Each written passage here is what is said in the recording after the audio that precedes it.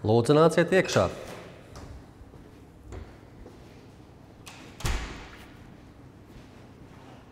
Labdien! Labdien! Kā jums klājās? Paldies! Man viss kārtībā. Un kā jums? Doktor, man uztrauc viena mana skolniece Paula. Man šķiet, ka viņa cīnās ar sociālās mijiedarbības problēmām. Viņai ir grūti atrast draugus, efektīvi sazināties un arī strādāt grupās. Es saprotu. Šis sociālo prasmi trūkums patiešām var radīt izolētības sajūtu un kavēt mācību sniegumu. Ir svarīgi, lai mēs šo jautājumu risinātu saulaicīgi. Ko mēs varētu darīt, lai palīdzētu viņai? Skolas psihologi, piemēram, es vadu sociālo prasmi apmācības skolas programmas, lai mācītu skolēniem būtiskas savstarpējo attiecību prasmes, piemēram, aktīvu klausīšanos, empātiju un konfliktu risināšanu. Veicinot atbalstošu vidi, mēs varam palīdzēt Paulai veidot jēgpilnas attiecības un uzlabot viņas sociālo kompetenci. Tas izklausās daudzsološi. Vai jūs varētu paskaidrot dažas no stratēģijām, kuras mēs varētu izmantot? Protams. Efektīva stratēģija aktīvas klausīšanās veicināšanai skolēnu vidū ir pasākumi un strukturētas programmas. Piemēram, mēs varētu iekļaut lomu spēles, kurās skolēni ar uzmanību un empātiju reaģē uz saviem vienaudžiem. Lomu spēles izklausās interesanti. Vai ir arī citas metodas, ko mēs varētu izmantot? Jā, vērtīgas ir arī grupu diskusijas un līdzīgi kvalificētu speciālistu vadīti projekti. Tie mudina skolēnus dziļi iesaistīties vienam otra idejās un perspektīvās. Turklāt dažas skolas īsteno apzinātības un klausīšanās vingrinājumus, palīdzot skolēniem labāk apzināties savus klausīšanās paradumus un uzlabot spēju koncentrēties uz runātāju. Es saprotu, kā ar skolotāja iesaisti aktīvas klausīšanās veicināšanā. Skolotāji var modelēt aktīvu klausīšanos, demonstrējot, kā ar cieņu pārdomāti reaģēt uz skolēnu ieguldījumu. Tas ir pozitīvs piemērs skolēniem, kam sekot. Tas ir lielisks piemērs. Ko mēs vēl varētu darīt, lai atbalstītu Lauru un viņas vienaudžus? Semināri un praktiskās nodarbības, ko vada skolas psihologi vai komunikācijas eksperti vai skolotāji, var sniegt skolēniem praktiskus rīkus un paņēmienus, lai uzlabotu viņu klausīšanās prasmes. Šādu iniciatīvu mērķis ir radīt klases kultūru, kurā regulāri tiek novērtēta un praktisēta aktīva klausīšanās. Tas izklausās pēc vienotas, holistiskas pieejas. Es uzskatu, ka tas radīs būtisku palīdzību un pārmaiņas Paulai un arī visai klasē. Pilnīgi noteikti. Veicinot šīs prasmes, mēs palīdzam veidot sadarbīgāku un iekļaujošāku mācību vidi, kas galu galā dos labumu visiem skolēniem. Sāksim plānot šīs aktivitātes un seminārus jau pavisam drīz. Es atbalstu. Paldies jums par ieteikumiem un paldies arī par atbalstu. Jūs vienmēr esat laipni gaidīta. Es domāju, ka kopā mēs palīdzēsim Paulai un viņas klases biedriem attīstīties sociāli un akadēmiski. Paldies jums sirsnīgs. Uz redzēšanos. Uz redzēšanos.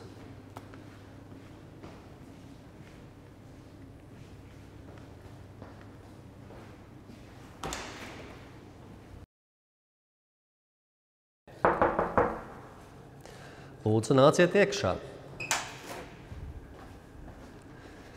Es saņēmu jūsu lūgumu tikties. Labdien! Tiešām man bija svarīgi šodien tikties un paldies par jūsu laiku. Jā, kā es varu jums palīdzēt? Runa ir par vienu no manām studentēm, joprojām Paulu. Pirmo reizi, kad mēs tikāmies, es centos saprast, kā viņai palīdzēt, jo viņa cīnās ar sociālās mijiedarbības problēmām. Un joprojām šķiet, ka viņai neiet labi. Mani uztrauc viņas labbūtība un arī spēja sazināties ar citiem vienaudžiem. Es saprotu jūsu bažas. Vai esat pamanījuši īpašas problēmas, ar kurām viņa saskaras sociālajās situācijās? Jā, Paula bieži nepareizi interpretē sociālās norādes, un viņai ir grūtības iesaistīties sarunās. Viņa vēdz būt vai nu tāda, kas pārtrauc sarunu, vai arī pārāk ilgi klusē, tādējādi apgrūtinot jaunu draudzību veidošanos vienaudžu starpā. Izklausās, ka Paula varētu gūt labumu no dažām mērķtiecīgām intervencēm.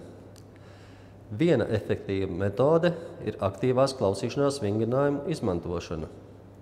Šie vingrinājumi var palīdzēt viņai labāk apzināties, kā viņa sazinās un uzlabot viņas spēju aktīvi klausīties. Aktīva klausīšanās, vai jūs varētu pastāstīt nedaudz vairāk? Jā, aktīvā klausīšanās ietver mācīšanu skolēniem uzmanīgi klausīties, ko citi saka, un pēc tam atspoguļot to, ko viņi dzirdējuši savos vārdos. Tas ne tikai parāda, ka viņi pievērš uzmanību, bet arī palīdz viņiem apstrādāt un saprast runātāja vēstījumu. Tas izklausās ļoti daudzsološi. Kā mēs to varētu īstenot klasē? Mēs varam sākt, iekļaujot strukturētas reflektējošās klausīšanās aktivitātes. Piemēram, jūs varat sadalīt skolēnus pāros un lūgt viņiem veikt sarunu, daloties par savu dienu, kamēr otrs students klausās un atspoguļo to, ko viņš dzirdēja. Tātad, ja Paula sarunas biedram saka, es spēlēju futbolu nedēļas nogalē, tad būtu jāpārjautā, tu spēlēji futbolu nedēļas nogalē, kā tas bija? Tieši tā. Šī prakse ne tikai palīdz Paulai labāk saprast savus vienaudžus, bet arī mudina viņu domāt par to, kā pienācīgi reaģēt. Laika gaitā tas uzlabos viņas sociālo miedarbību un padarīs viņu pārliecinātāku sadarboties ar citiem. Pastāstiet man lūdzu vairāk par aktīvās klausīšanās vingrinājumiem. Šie vingrinājumi ir paredzēti, lai palīdzētu skolēniem kļūt uzmanīgākiem klausītājiem, uzlabot viņu izpratni par citu perspektīvām un pārdomāti reaģēt.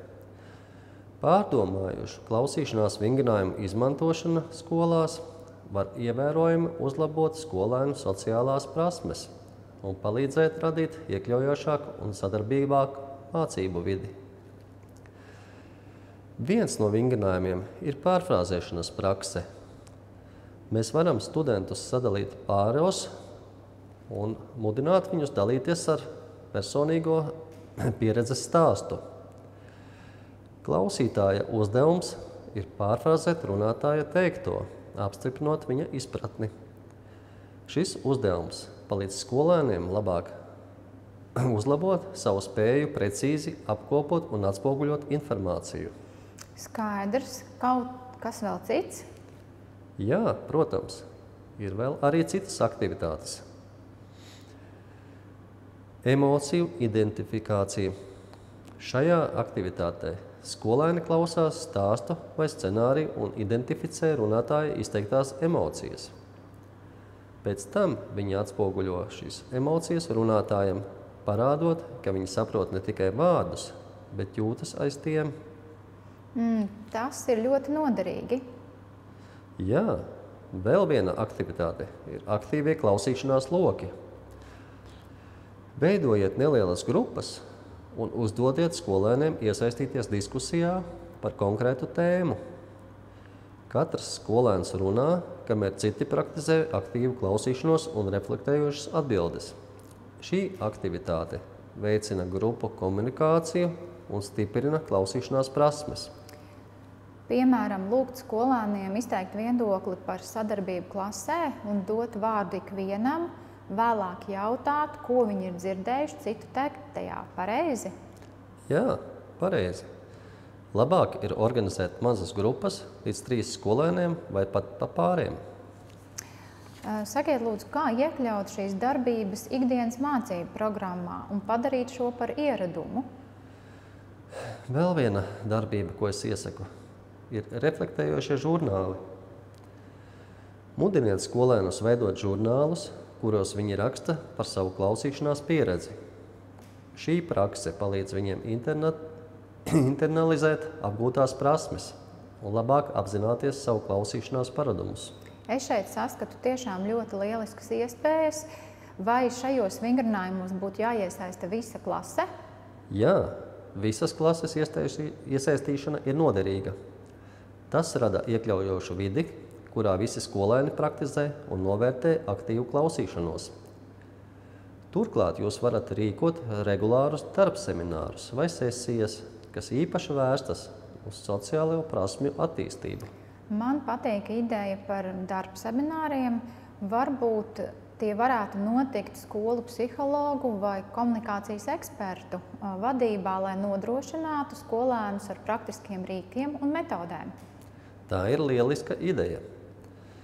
Mēs varam iekļaut arī apzinātību un aktīvās klausīšanās vingrinājumus, lai palīdzētu skolēniem labāk apzināties savus klausīšanās paradumus un uzlabotu viņu spēju koncentrēties uz runātāju. Tas izklausās pēc labas pieejas. Es uzskatu, ka tas varētu palīdzēt Paulai un viņas vienaudžiem. Pilnīgi noteikti. Veicinot šīs prasmes, mēs palīdzam veidot sadarbīgāku un iekļaujošāku mācību vidi. Es atbalstu šos ieteikumus. Paldies jums par padomu un par atbalstu. Jūs vienmēr esat laipni gaidīta. Kopā mēs noteikti palīdzēsim Paulai. Paldies jums! Līdz nākamajai reizei! Uz redzēšanos!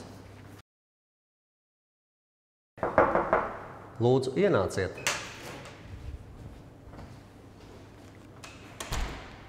Labdien! Labdien! Kā jums klājās, doktor? Kā jau vienmēr, ļoti daudz darba ar skolēniem. Šodien es esmu atnākusi padalīties ar pieredzi par Paulu un viņas vienaudžiem par aktīvās klausīšanas rezultātiem.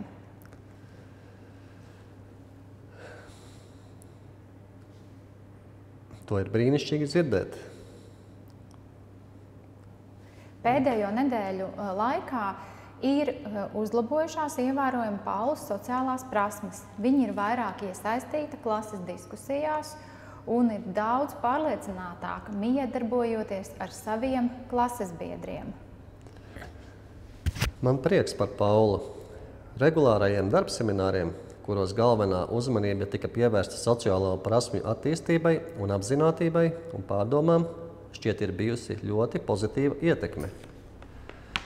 Apzinātības prakse, ko var uzlabot aktīvu klausīšanos, palīdzot skolēniem saglabāt koncentrēšanos un apzināties savus klausīšanās paradumus. Iekļaujiet uzmanības vingrinājumus ikdienas rutīnās, piemēram, dziļā elpošanā, meditācijā un pārdomātās klausīšanās aktivitātēs. Pilnīgi noteikti. Paula spēja koncentrēties uz runātāju un pārdomāt reaģēt ir ievērojami uzlabojusies. Arī viņas klases biedri ir guvuši par šīm darbībām pozitīvu ieskatu, radot iekļaujošāku un sadarbīgāku vidi klasē. Lai turpinātu veicināt šīs prasmes, es ierosinu katru mēnesi rīkot darbseminārus, ko vada skolu psihologi un komunikācijas eksperti vai skolotāji. Šīs nodarbības sniegs studentiem praktiskus rīkus un paņēmienus aktīvai klausīšanās un sociālajai miedarbībai. Tā ir lieliska ideja. Mēs varam to iekļaut arī mūsu mācību procesā, apzinātības praksi ikdienas rutīnā, lai palīdzētu skolēniem saglabāt izpratni par viņu klausīšanās paradumiem. Turklāt mēs varētu ieviest skolēnu mentorēšanas programmu, kurā vecākie skolēni palīdz jaunākiem skolēniem attīstīt savas sociālās prasmes. Tas skolā radītu atbalsta tīklu. Pastāstiet man vairāk par mentorēšanas programmu. Kādi ir praktiskie soļi to ieviest skolas ikdienā? Lai efektīvi ieviestu vienaudžu mentorēšanas programmas, mēs varam sākt izvēloties vecākos skolēnus, kuriem ir spēcīgas sociālās prasmes un vēlme palīdzēt saviem jaunākajiem vienaudžiem. Šie mentori var iziet apmācības sesijas, kurās viņi apgūst efektīvas komunikācijas, empātijas un līderības metodes. Pēc apmācības mentorus var apvienot ar jaunākiem skolēniem iespējams izmantojot sākotnēji tikšanās pasākumu. Šī pasākuma pamatā var būt kopīgas intereses vai jomas, kurās gados jaunākiem skolēniem ir vajadzīgs īpašs atbalsts. Mentorēšanas sesijas var strukturēt, pamatojoties uz konkrētām darbībām un mērķiem, piemēram, lomu spēles sociālajiem scenārijiem, problēmu apspriešanu un sasniegumu svinēšanu. Regulāras sanāksmes, iespējams reizi nedēļā, palīdzēs veidot konsekvenci un uzticēšanos šajās attiecībās. Turklāt programma var ietvert grupu aktivitātes, kas ļauj mentoriem un mentorējumiem sadarboties kolektīvi, veicinot plašāku kopienas izjūtu. Sesijas ar mentoriem nodrošinās nepārtrauktu programmas pilnveidošanu un pielāgošanu skolēnu vajadzībām. Šo līdzbiedru mentorēšanas programmu izmantošana radīs stabilu atbalsta tīklu skolā, veicinot gan personīgo izaugsmi, gan mācību panākumus visiem iesaistītajiem. Es uzskatu, ka šī iniciatīva būtiski ietekmēs Paulu un viņus vienaudžus, veicinot sadarbību klasē un iekļaujošāku mācību vidi. Pilnīgi noteikti. Turpinot koncentrēties uz šīm prasmēm, mēs dodam skolēniem iespēju efektīvi sazināties un veidot ciešas attiecības. Visbeidzot, atcerieties nodrošināt nepārtrauktu atgriezenisku saiti. Piedāvājiet skolēniem regulāru atgriezenisko saiti par viņu domāšanas un klausīšanās prasmēm. Izmantojiet pozitīvu pastiprināšanu, lai veicinātu uzlabojumus un sniegtu konstruktīvu kritiku, lai palīdzētu viņiem pilnveidot savas prasmes. Es atbalstu šos plānus. Paldies par jūsu ieteikumiem un par jūsu atbalstu. Man bija prieks jums palīdzēt, jūs vienmēr esat laipni gaidīta. Paldies, visu labu! Uz redzēšanos!